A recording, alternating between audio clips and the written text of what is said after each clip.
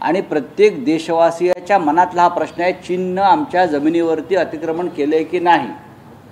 आपण जर 1962 नंतरच्या जे युद्ध झालं चीनचं, त्याच्यानंतरची जर अटलजींपासून सगळ्यांची भाषणं पाहिली तर तेव्हाही तिबेटपासून ते अक्साई चीनपर्यंत चीनने जो अतिक्रमण केलं होतं त्याच्यावरती प्रश्न उपस्थित केले आहेत विरोधी पक्षनेत्यांनी तेव्हाच्या, आणि नेहरूंना आरोपीच्या पिंजऱ्यात उभा केलेला आहे.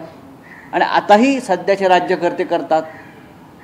राहुलजींनी किंवा राहुल गांधीजींनी चीन संदर्भातला जो प्रश्न उपस्थित केला, आम्ही सगळे करतो आहे, त्याच्यामध्ये काही चुकतं आहे असं मला वाटत नाही. हा संपूर्ण देशाच्या मनातला प्रश्न आहे.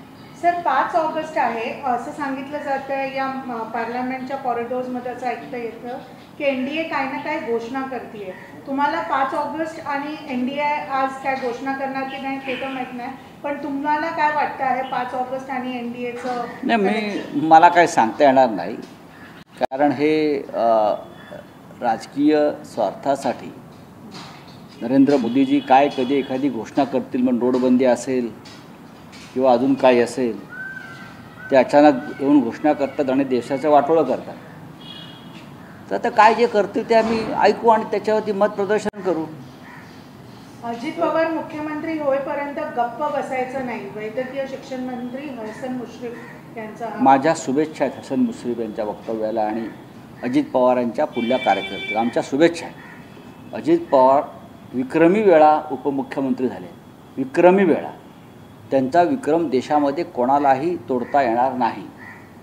आणि अजित पवार यांच्यासारखा सक्षम नेता हा या राज्याचा मुख्यमंत्री होणार असेल तर आम्हाला दुःख होण्याचं कारण नाही.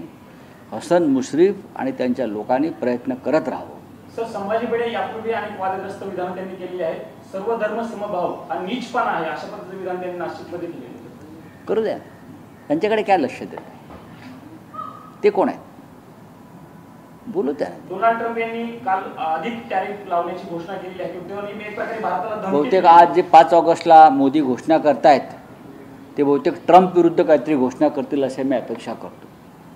ट्रम्प भारताला जे धमक्या देत आहेत, ट्रम्प पाकिस्तान युद्ध थांबवण्याच्या संदर्भात दबाव आणल्या संदर्भात भूमिका घेत आहेत. आणि आज इंडियाच्या बैठकीत बहुतेक मोदी सांगतील आता मी ट्रम्पला धडा शिकवतो म्हणून. तसं केलं तर आम्ही त्यांचा नक्की सत्कार करू.